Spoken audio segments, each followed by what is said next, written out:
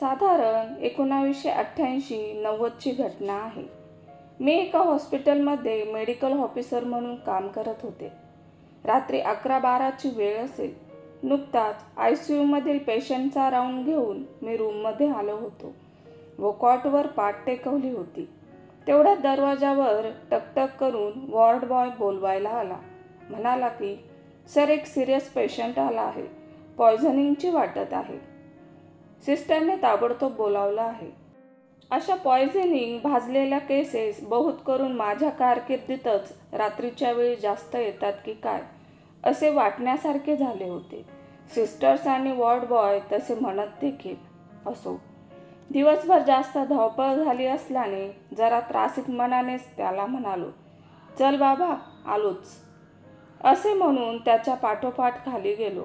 नेहमीप्रमाणे serious patient आल्यावर कॅज्युअलिटीमध्ये जसा माहोल असतो की पेशंटबरोबर खूप लोकांची गर्दी असते. यात नात्याचे, प्रेमाचे कमी पण बघेच जास्त असत तसे चित्र होते.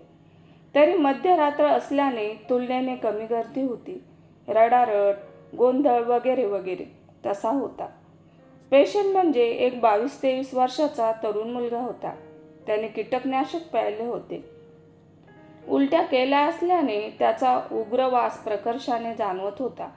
मुलगा बेशुद्ध होता. त्याला तपासून गॅस्ट्रिक लवाज म्हणजे नाकातून नळी पोटात टाकून विष बाहेर काढायची व शुद्ध पाण्याने पोट धुवून काढायची व इतर तयारी नर्सना करण्यास सांगून पेशंटच्या नातेवाईकांना सर्व गोष्टींची कल्पना द्यायला मी बाहेर आलो. हे लोक जवळच्या खेड्यातून आले होते व एकंदरीत त्यांचा पेहराव, कपडे यावरून गरीब वाटत होते आणि अशा केसेसला ICUमध्ये ठेवावे लागते. रिकव्हरी किती दिवसात होईल सांगता येत नाही व हॉस्पिटलमध्ये बरेच दिवस राहावे लागू शकते. शिवाय औषधे वगैरेंचा खर्च वेगळा. थोडक्यात काय तर खर्च जास्त येतो असे मला म्हणायचे आणि पोलीस केसही करावी लागते, तो भाग वेगळाच. असो, हे सगळे त्यांना सांगणे गरजेचे असते, कारण नंतर वादविवादाचे प्रसंग उद्भवलेले आम्ही बघितलेले आहेत. त्यांच्याकडे बघून मला वाटत नव्हते की एवढा खर्च त्यांना झेपेल. ही सर्व कल्पना त्यांना देणे भाग होते. तसे सिस्टरने त्यातील दोघांना माझ्यासमोर सांगितले. ते म्हणाले, तुम्ही काळजी करू नका हो, कितीही पैसे लागू द्या, ट्रीटमेंट सुरू करा. मी म्हणालो, ट्रीटमेंट तर आम्ही लगेचच करतोच आहोत, त्याबद्दल वाद नाही, पण केस सिरियस आहे. ICUमध्ये ठेवावे लागेल, खर्च जास्त येईल, तुम्हाला झेपणार नाही. त्यामुळे मला असे वाटते की प्राथमिक उपचार केल्यावर तुम्ही पेशंटला सरकारी हॉस्पिटलमध्ये हलवलेले बरे. तिथे खूप कमी पैशात काम होईल. ते दोघे विचारात पडले व जिन्याच्या पायरीवर बसलेल्या एका 55-57 वर्ष वयाच्या पोक्त गृहस्थाकडे बघू लागले. लाल रंगाचा कळकट फेटा किंवा मुंडासे डोक्यावर गुंडाळलेला, अंगात आखूड झब्बा, धोतर, जे कधी काळी पांढऱ्या रंगाचे असतील असे दर्शवणाऱ्या खुणा त्यावर होत्या. उन्हात रापून काळवंडलेला चेहरा, झुपकेदार पांढरी मिशी, जी त्या गृहस्थाच्या चेहऱ्यावर शोभून दिसते असे त्यावेळी मला जाणवले. पांढरट वाढलेले दाढीचे खुंट, तांबट पिवळसर डोळे, ज्यात भरलेली चिंता, काळजी मला स्पष्ट दिसत होती. एवढा वेळ हा गृहस्थ आमचे बोलणे शांतपणे ऐकत होता. तो त्या विष प्राशन केलेल्या मुलाचा बाप होता हे मला लवकरच कळले. जेव्हा माझ्याशी बोलणाऱ्या त्या दोघांनी त्याच्याकडे बघितले तेव्हा तो जागेवरून शांतपणे उठला व आमच्या दिशेने येऊन हात जोडून आर्जवाच्या स्वरात म्हणाला, डॉक्टर, म्या बाळ हाय त्याचा, काय बी करा, पण माह्य लेकरू वाचवा, तुमच्या पाया पडतो. असे म्हणून तो वाकू लागला. तेवढ्यात मी त्याच्या खांद्याला धरून त्याला उठवत म्हणाली, बाबा, काळजी करू नका, तुमचा मुलगा बरा होईल. आज ट्रीटमेंट पण सुरू झाली आहे, पण फक्त नंतरचा खर्च. माझे वाक्य मध्येच तोडत तो म्हणाला, त्याची काय बी काळजी करू नका तुम्ही, काय लागेल तो पैका लावा, पण पोर वाचलं पाहिजे. त्याच्यातील अगतिक बाप बोलत होता. मी म्हणालो, बरोबर आहे तुमचं, पण बाबा, सरकारी हॉस्पिटलमध्ये कमी पैशात होईल ना पुढचा इलाज. इथे नाही झेपणार तुम्हाला, मी असे म्हणत ज्युनियर डॉक्टरला कुठल्या सलाईन व इंजेक्शनचे डोस द्यायचे ते सांगितले. नर्सला लवाद चालू ठेवायला सांगून त्या गृहस्थाकडे वळलो. त्याने हात धरून ठामपणे मला टेबलाजवळ नेले व म्हणाला, किती पैके लागतील? असे म्हणत त्याने त्याचा फेटा काढून त्याचं बोचकं टेबलावर ठेवून तो मोकळं करू लागला. मला वर इतर स्टाफला आश्चर्याचा धक्काच बसला, कारण त्यातून 100-100च्या नोटांची 7-8 बंडलं टेबलवर पडली. एवढं भास का? असं म्हणून त्याने त्याच्या कळकट झब्ब्याच्या आतील कोपरीच्या खिशातून 50, 20 व 10ची अशी सर्व मिळून 5-7 बंडलं काढली व म्हणाला, डॉक्टर साहेब, एवढं जमा करा. उद्या दुपारपातूर अजून आणून देतो म्या, पण पोर वाचवा. मित्रांनो, माझी व इतर स्टाफची काय अवस्था झाली असेल, प्रसंग डोळ्यासमोर आणून कल्पना करा. मी 1 मिनिट निशब्द होतो. काय बोलावे, कसे रिॲक्ट करावे मला काही कळेना. एक क्षण नजर पैशावर व दुसऱ्या क्षणी त्या पित्याच्या चेहऱ्यावर वळली, पण त्याच्या चेहऱ्यावर किंवा डोळ्यात मला कुठलाही बडेजाव अथवा पैशाचा माज दिसत नव्हता. त्यावर तेच सुरुवातीला होते तसेच भाव होते. आता माझी मलाच शरम वाटत होती. आत्मग्लानीने मी पश्चातापग्ध झालो होतो की अरे, आपण काय केले. केवळ त्यांचे बाह्यरूप, कळकट कपडेच आपण बघितले. त्याच्या आत असलेला प्रेमळ, मुलासाठी सर्वस्व लुटणारा बाप का नाही दिसला आपल्याला.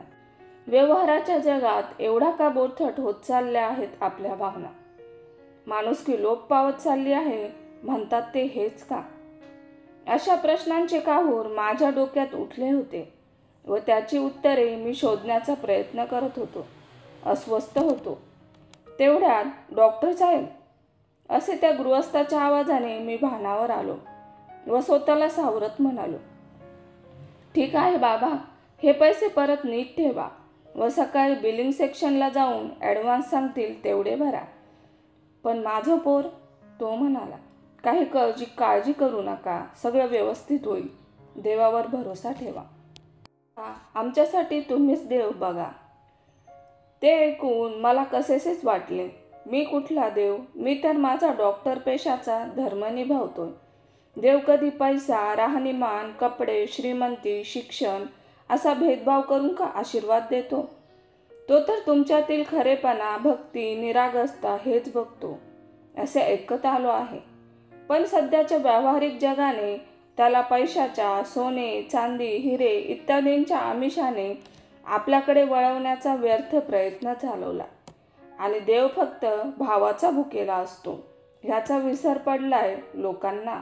असो बाबा, मला माफ करा हं. मी तुम्हाला समजण्यात चूक केली. माझा हेतू तुम्हाला दुखवण्याचा नव्हता. मला वाटले तुम्हाला त्रास होऊ नये, तुमची पैशाची जमवाजमव करायला ओढाताण होऊ नये, म्हणून मी तसा सल्ला तुम्हाला देत होतो. आणि काय आहे, हॉस्पिटलच्या नियमांना मी पण बांधील आहे ना. तुम्ही राग मानू नका, मी त्यांना म्हणालो. ह्यात राग येण्यासारखं काय बी नाही डॉक्टर साहेब. अहो, जमानाच लय बेरकी झालाय, त्यात तुमची काय बी चूक नाही. लोक पैक्यापायी काय काय सोंग वठवतात, रडत्यात, कुडत्यात, नाटकं करतात. काही चांगल्या घरची दिसणारी सुशिक्षित माणसं काय आणि अडाणी गरीब काय. काम सरलं की पैसे देण्याच्या वक्ताला लय काचकूच करतात. डॉक्टरवर, हॉस्पिटलावर नाही ते आरोप करतात, राडाभी करतात. आणि त्या वक्ताला ते इसरतात की अरे, ह्या माणसांनी रात पाहिली नाही, दिस पाहिला नाही, तहान भूक पाहिली नाही आणि आपला जीव वाचवला. त्याच देवमाणसावर तुम्ही असे सापाप्रमाणे उलटतात.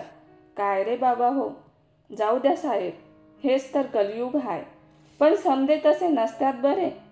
आणि साहेब, एक गोष्ट म्या तुम्हासनी लहान तोंडी मोठा घास घेऊन सांगू का? साहेब, कुणाच्या बी बाहेरच्या दुखाऊपणावर विश्वास नका ठेवू आणि वंगाळ दिसण्यावर लगेचच शक बी नका करू साहेब. पण तुम्ही नगा मनाला लावून घेऊ. त्या अशिक्षित माणसाने केवढा समजूतदारपणा दाखवला होता हे तो कुठल्या शाळेत नसेल शिकला, पण ह्याच व्यवहारी जगाच्या अनुभवाच्या शाळेत जे उन्हाळे पावसाळे त्याने पाहिले होते त्यातच तो हे शिकला. व आज जे ज्ञानामृत त्याने मला पाजले होते त्याचे बोलणे ऐकून संत गाडगेबाबांचे त्यांच्याच भाषेत वंगाळ रूप माझ्या डोळ्यांसमोर आले. मी मनोमन खजील होऊन त्या दिवशी मनाशी ठरवले की पूर्ण जाणून घेतल्याशिवाय किंवा बाह्य रूप बघून कोणाबद्दलही मत बनवायचे नाही. Sir, patient is quite better now, responding to treatment. Junior डॉक्टरच्या आवाजाने माझी विचारांची माळ तुटली. That's good. बाबा धोका टळला.